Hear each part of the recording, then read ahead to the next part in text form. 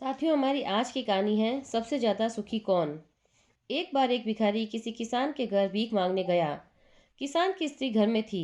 उसने चने की रोटी बना रखी थी। किसान जब अपने घर आया, उसने अपने बच्चों को सहलाया। उसकी पत्नी ने उसके हाथ पैर धुलाए। उसके बाद वह रोटी खाने बैठ गया। किसान की पत्नी ने एक मुट्ठी चना भिखारी को भी डाल दिया। भिखारी चना लेकर चुपचाप चला गया। रास्ते में भिखारी सोचने लगा कि अपना भी कोई जीवन है।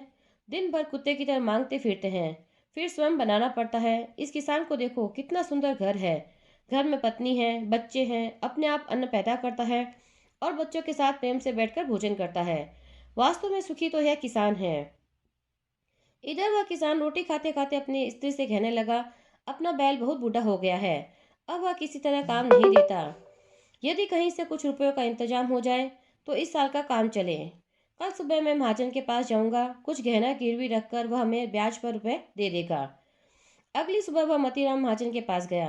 बहुत देर तक मनोबल करने पर 1.5 रुपया प्रति सैकड़ा के सूद पर महाजन ने किसान को रुपए देने पर राजी हुआ। उसके बाद एक बड़ी लोहे की तिजोरी में से मतीराम ने एक झोला निकाला और उसमें से रुपए गिनकर किसान को दे दिए। रुपए लेकर किसान अपने घर की ओर रवाना हुआ। घर जाते जाते रास्ते में वह सोचने लगा, हम भी कोई आदमी हैं, घर में 5 रुपए भी नगद नहीं। कितनी विनती मनोबल करने पर उसने रुपए दिए हैं। मतीराम कितना सुखी और धनी है, उसके पास सैकड़ों रुपए हैं। वास्तव में सुखी तो यह मतीराम ही है। मतीराम छोटी सी एक दुकान संचालित करता था।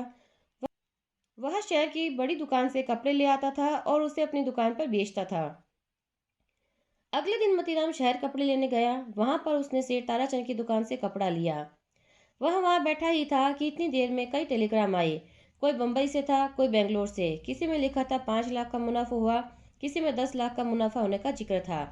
मतीराम महाजन ये सब देखता रहा। कपड़ा लेकर वह चला गया। रास्ते में सोचने लगा, हम भी कोई आदमी हैं, साला 100-200 जुड़ गए तो महाजन कहलाने लगे। ताराचंद कैसे पैसों में खेल रहा है, एक दिन में ही लाखों का फायदा। वास्तव में सुखी तो यह ताराचंद है। उधर ताराचंद बैठा ही था कि इतने में ही एक तार आया कि 4 लाख का घाटा हो गया। वह बड़ी चिंता में था कि नौकर ने आकर कहा, आज दोपहर में सेठ राय बहादुर जी के यहाँ से न्योता आया था कि राय बहादुर सेठ जी के यहाँ दावत है, आपको उनके यहाँ जाना है, गाड़ी तैयार है। ताराचंद जी गाड़ी पर चढ़कर सेठ राय बहादुर जी की कोठी पर चला गया। वहां सोने चांदी के बर्तनों में खाना परोसा जा रहा था। सेठ राय बहादुर जी से कलेक्टर कमिश्नर हाथ मिला रहे थे। बड़े बड़े सेठ उनसे मिलने के लिए खड़े थे। वहां सेठ ताराचंद को कौन पूछता। वे भी एक कुर्सी पर जाकर कोने में बैठ गए।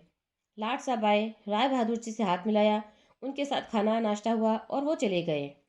ताराचंद जी अपनी गाड़ी में बैठकर वापस अपने घर की ओर लौट रहे थे। रास्ते में सोचते हैं कि हम भी काहे के सेठ हैं, 4 लाख के घाटे से घबरा गए। राय बहादुर जी का कैसा ठाठ है, बड़े बड़े लाट साहब उनसे हाथ मिलाते हैं। वास्तव में सुखी तो ये राय बहादुर जी ही है। अब इधर सभी मेहमानों के चले जाने के बाद राय बहादुर जी के सीने में दर्द हो गया। बड़े बड़े डॉक्टर आए। राय बहादुर के एक कमरे में बिस्तर पकड़े हुए पड़े थे। राय बहादुर जी को कई तार घाटे के एक साथ आ गए थे। उनकी चिंता थी, कारोबार की भी याद आ रही। वे चिंता में पड़े थे। तभी खिड़की से उन्होंने झांक कर नीचे देखा। वही भिखारी हाथ में एक डंडा लिए अपनी मस्ती में चला जा रहा था। राय बहादुर जी ने उसे देखा और बोले, वास्तव में तो सुखी यही है, इसे न तो घाटे की चिंता है और न मुनाफे की फिक्र। इसे लाट साहब को पार्टी भी नहीं देनी पड़ती है, सुखी तो बस यही है। वास्तव में साथियों, संतोष ही सबसे बड़ा सुख है, क्योंकि धन तो जिसके पास जितना अधिक है वह उतना ही अधिक अशांति है। वास्तव में तो ऊपर वाले ने जितना हमें दिया है उतना भी इस दुनिया में अधिकतर लोगों को नसीब ही नहीं होता। जय श्री कृष्ण साथियों। साथियों, अगर अब तक आपने मेरा चैनल सब्सक्राइब नहीं किया है तो प्लीज़ इसे लाइक, शेयर और सब्सक्राइब कर दीजिए और बेल आइकन भी दबा दीजिए, जिससे मेरी नई नई कहानी आप तक सबसे पहले पहुंच जाएगी। तो कल फिर मिलते हैं एक नई कहानी के साथ। आपका दिन शुभ हो।